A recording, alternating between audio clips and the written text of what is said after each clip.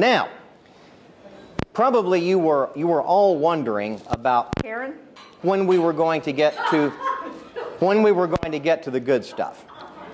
And one of Dr. G's favorite routines is about it has something to do with... It's not a routine, it's the truth. The truth, yes. Well, it has to do with Vera Bradley.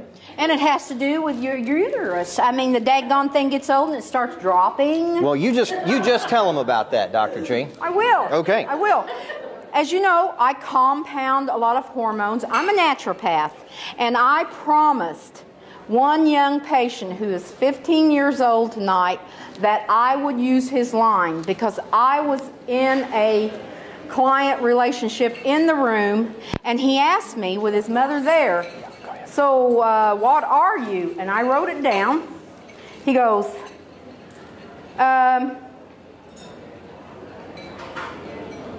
he said, so what are you? And I said, I'm a naturopath.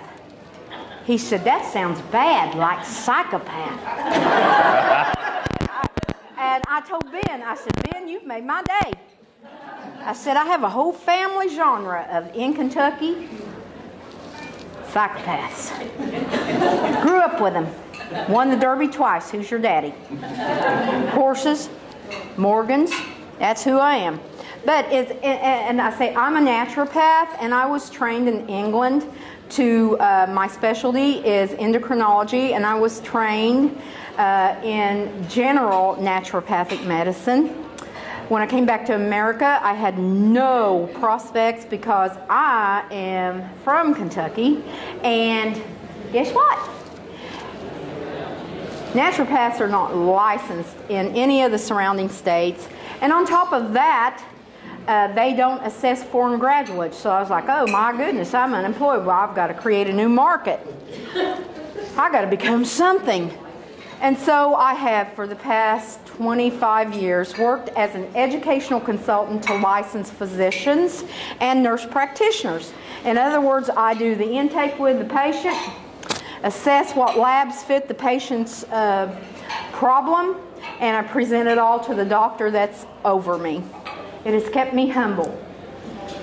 A little bit. Not completely. A minuscule amount. Because I am very good. Anyway, moving right along, I came back here after one of my divorces from... How many was that, Dr. G? You know it's not polite to ask that. After one of my divorces from I divorced Dr. Sugarman, we lived in West LA, and that was a whole experience in itself. Yeah. You know, LA does not like fat people. You know, I think you have something in here about West LA after... the Vera Bradley. Yes. See how he does for me? Keeps me right on track. Anyway, Karen is my compounder. They have a pharmacy in Beaver Dam. Don't you love that? Kentucky Beaver Dam. And but the best compounder on the planet lives in Beaver Dam. So I went there, and I'm not ashamed to use a compounder from Beaver Dam. And so Karen also has a huge, works in a store that has a huge gift section. Vera Bradley, I mean, there is not a Vera Bradley in there that's not been made. It's a Southern thing. Does she know how to make moonshine? Sometimes, sir. Sometimes, but don't put that out there. Anyway, when I was looking for a doctor to save my uterus, I met a lot of strange people. Doctors, I met a lot of strange doctors trying to save my uterus. So I came up with this, you know, when your uterus starts dropping, I don't know if anybody here has had a prolapsed. Okay, you know, the little device to hold it up there like, you know, yeah, the ring. And you know, at any minute, you're walking along trying to shop. Oh, excuse me. My uterus just fell. So I came up with a Vera Bradley uterine prosthetic device. And don't be ashamed of that dropping uterus. You can take this particular unit right here. Karen has it. You can put that uterus in that, and it will swing. Therefore, you will know how a man feels as he walks. Nobody will know you have a designer bag up there. Notice how it's unilateral, no dropping on one side or anything. Yeah, that right there. That is one of what we offer. Yes, and I think we have another. This is the most popular model. You can put your cell phone down there at the same time. You're walking along, and you've got it all in that one little bag. It's very popular. So Karen carries that, and Vera Bradley is, oh my gosh, this is a true story. And when I tell it, people tend to say, oh, I'm so sorry. I don't want you to feel sorry. I can hold my own in West LA. I do not want you to feel sorry. That was my neighbor. You think I'm joking. Marina Del Rey in Santa Monica, down on the beach. The skinny woman next door. So Martin and I, we buy a house in this very nice gated community in Brentwood. I hear a knock at the door. I go to the door. There is this emaciated woman holding awful fruit. And she says, how did you get in here? I said, we bought the property. And she was like, my God, you're fat. And I know. So I said, I guess you're going to have to live with that.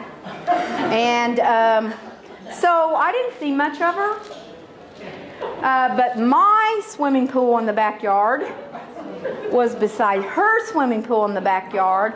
And she had a decorative fence that had this wide. You could see into hers and mine.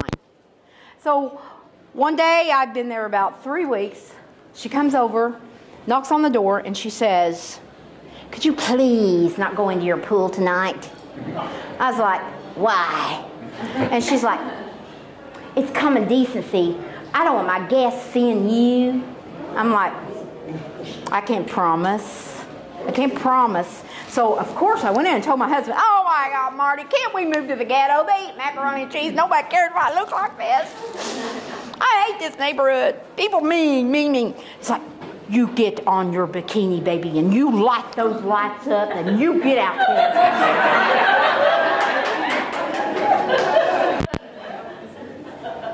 So I went in there in the bedroom, pulled out my little skinny bikini. Can you imagine? I mean, all this voluptuousness. And I could see them over there. The music, they were serving hors d'oeuvres, cigarettes, and Diet Coke. That's all they live on. I don't know. I'm thinking about marketing sublingual nutrients in their cigarettes. These people live on nothing. So, oh my gosh, she comes running, opens my gate, runs over there. She goes, have you no shame? I was like, look, if you and your guests were not so skinny that you were slipping through those fence slats like they were archways, nobody could see me. It has not been easy living in West LA because they honestly do not want to be associated as a neighbor or eat at a table near a fat woman. It's tough. I shop there. I shop here. I go into TJ Maxx here, and I hear women saying, does this make my butt look big, these jeans?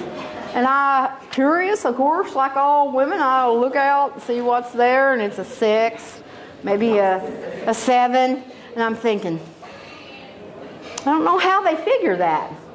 But in West LA, you go into TJ Maxx, which they do have, and you're going to have women trying on stuff in single-digit numbers, including 00.